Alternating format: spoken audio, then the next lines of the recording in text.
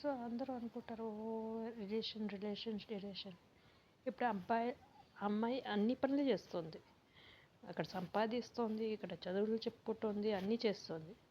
ఆఖరికి బెడ్లో కూడా మీరు అమ్మాయిలే యాక్టివ్గా ఉండాలంటే నేను చెప్తున్నా గైస్, డెఫినెట్గా అమ్మాయి సాటిస్ఫై అయ్యకపోతే డెఫినెట్గా ఎప్పుడైనా పెళ్లి చేసుకుంటే సెక్స్లో ఉన్నది లో పర్ఫార్మెన్స్ వాళ్ళని చేసుకోండి. లేకపోతే మీ లైఫ్కి ఎవడు సెట్ అవ్వడు. డెఫినెట్గా అమ్మాయి హై పర్ఫార్మర్ అయితే బెడ్లో don't expect her to be with you for a long time. Life long అయితే ఉండదు. డెఫినెట్గా ఇంకోళ్ళు ఎవరినో తగలదు.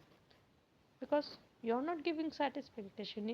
అట్లీస్ట్ ఇన్ బెడ్లో కూడా మీరు సాటిస్ఫికేషన్ ఇవ్వకపోతే ఇంకా ఆ అమ్మాయి మీతో ఎందుకుంటుంది? ఆ అమ్మాయి ఏమొచ్చి సంపాదించాలి, పిల్లలు చూసుకోవాలి, అన్నీ చేసుకోవాలి. అండ్ ఆఖరికి బెడ్లో కూడా మీరేమొచ్చి లో పర్ఫార్మర్.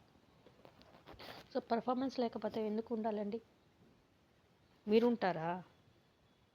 అబ్బాయిలే ఉండట్లేదు ఫస్ట్ ఆఫ్ ఆల్. వేరే వాళ్ళని తగులుకుంటున్నారు. అలాంటప్పుడు అమ్మాయికి కూడా తగులుకుంటుంది.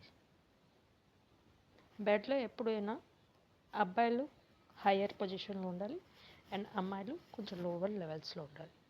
ఈక్వల్ బెడ్లో చాలా బాగా చేసేస్తుంది, ఆ అమ్మాయి సూపర్ అని అనేసుకుంటే డెఫినెట్గా ఆ అమ్మాయి వచ్చి వేరే వాళ్ళతో లేచిపోతుంది, లేకపోతే వేరే వాళ్ళతో ఎఫ్ఐఆర్ పెట్టుకుంటుంది. ఇదైతే ఖచ్చితంగా రాసి పెట్టుకోండి.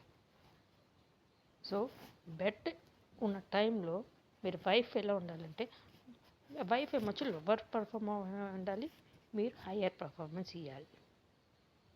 లేకపోతే ఆ రిలేషన్షిప్కి ఫుల్ స్టాప్. అది ఏ రిలేషన్ అవ్వనండి. అఫ్కోర్స్ టెంపరీ రిలేషన్ అయితే మీ ఇష్టం, అది చాలా గ్రేట్.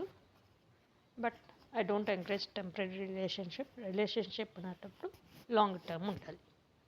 ఒకరొకరు అర్థం చేసుకోవాలి, అండర్స్టాండింగ్ ఉండాలి, పేషెన్స్ ఉండాలి, ఇద్దరు సైడ్ నుంచి ఎఫర్ట్స్ ఉండాలి. ఒకళ్ళ ఎఫర్ట్స్ పెడితే అది రిలేషన్షిప్ వెళ్తుంది, పేషెన్స్ ఎక్కువ ఉంటే.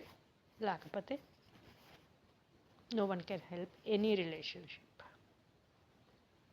And especially guys, please take care of your wives. ఈ కాలంలో ఉన్న వైఫ్ని జాగ్రత్తగా చూసుకోండి. ఎవరిని వేరే వాళ్ళని తగలక్కలేదు. ఒక 5 నిమిషాలు ఏదైనా కొత్తదనంగానే ఉంటుంది, అన్నీ బాగుంటాయి. అసలైన తర్వాత తెలిసిన తర్వాత చేదే. కొత్తతనంలో ఉన్న తీపితనం ఎప్పుడూ ఉండదు.